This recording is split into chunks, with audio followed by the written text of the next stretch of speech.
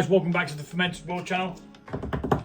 Today we are adding dry hops, or hopefully adding dry hops, depending on what the gravity is, to the New Zealand Pale. Now this kicked off with an amazing speed. It went absolutely flipping AWOL, and all of a sudden it just stopped. Now, I have absolutely no idea why. I don't pretend to understand why.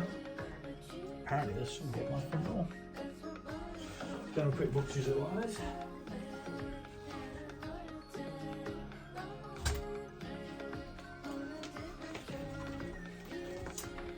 The Big Fish restaurant.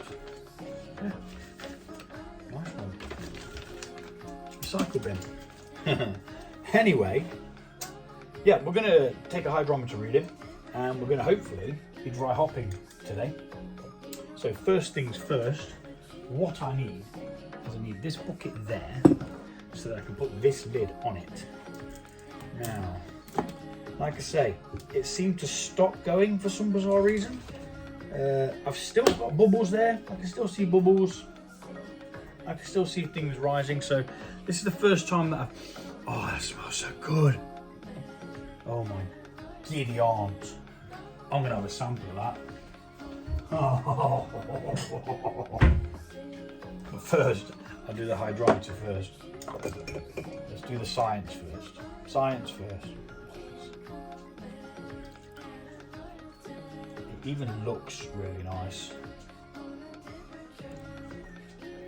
Colour-wise, it's not actually that cloudy either. It's reasonably clear. So this has been on 8 days. They said on the instructions between 7 to 10 days for fermentation. So what I do need to do is find the instructions and double check what it's meant to be at, because we want to make sure that we're good. So original gravity was that, but ours was a little bit down, I remember that. And a final gravity of about 12, which we have surpassed. We have got it down to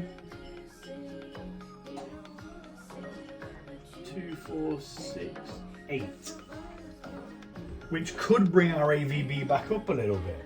That's not bad. 1.008, okay, which is perfect for oh, I wanted to taste this, didn't I? Now some people will throw this little test sample bit away. I'm not doing that. This has been sterilised, cleaned beforehand, and I'm being very careful not to add any oxygen whilst tipping it back in. So yeah, we're good to what the bloody hell's that in there now? Some sort of grain or a seed or something. Oh, it smells so wonderful.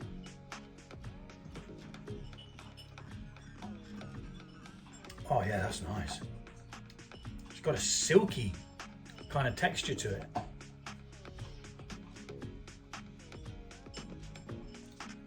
Oh, that's good. That is good. So, yeah, we don't need that now. We can put that out of the way. Don't need. Well, I'm going to need the skidders. What I do, you see, is I get my glass here. I will show you what I do. I get my little muslin sock. You can get these extremely cheap. I tend not to reuse them because they're just a pain in the backside to clean. So if you do wash them straight away, yes, you can reuse them. There is every possibility of reusing them. So we're going to be adding just Eureka hops to this one in the dry hop packet hop 3. Can't tell you how much, obviously. Like I said before, it's not my recipe. I'm not willing to divulge that information. When somebody's worked hard to create this beer, it's not my recipe. And what we're going to do then is we're going to take the muslin sock, tie a knot in it, and this allows us just to, once the dry hop's over, we can just take this straight out, no problem at all. And we spread that around and we just lay it in. The bag's been sterilised. it will sink to begin with, it will absorb loads of liquid, and eventually it will float back up to the top. That is all we've got to do today. Nice short one. And yeah, back on with the lid, keeping it all nice and clean. We haven't disturbed it too much. Make sure your lid's back down, nice and firm, and hopefully it will start showing some positive pressure, because it did stop showing positive pressure for some reason. Now, there might have been a slight leak at the side of one of these buckets. What I haven't done is I haven't added any Vaseline to this seal, which is what I normally do, but I don't know why I didn't do it. I just probably a bit ill prepared. But anyway, the hops is in. It tastes lovely. It's got a nice mellow hoppiness to it, like I say, silky smooth almost. When that's a little bit carbonated and got some dry hops in, that'll be absolutely banging. I've ordered, or I am in the process of ordering, something called Beer Bright, which is what I'm going to throw in the beer one day before I bottle it. I've been talking to the chap at Brew Day Supplies, and I'm struggling with the first one that I did. I'm struggling to get it to clear because I've never used finings before, which is like a chemical or something that you put in there which helps all the yeast, hops and everything else just drop out. So the Citra that I did, it's still very, very cloudy. I'm probably going to have to drink it cloudy. Now, cloudy beer isn't necessarily a bad thing. Most people think cloudy beer is obviously going to give you a bad tummy, but a lot of the beers that we drink these days are hazy, so it's not as much these days as it is back in the day when you got a pint that was all cloudy. That was a sign that there's bottom of the barrel and it's just a bit crap and it's going to give you a poorly tummy. But these days we drink hazy beers, but most of the sediment's already dropped out of it at that point.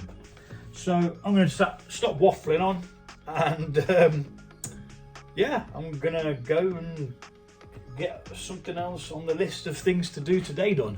Thanks for watching. We've dry hopped and we'll be back in possibly 3 days. Give it 3 or 4 days dry hop, I think. And we'll see where we're at. And I'm going to do a quick calculation and bring up what the ABV is as it stands. Thanks for watching. Take it easy.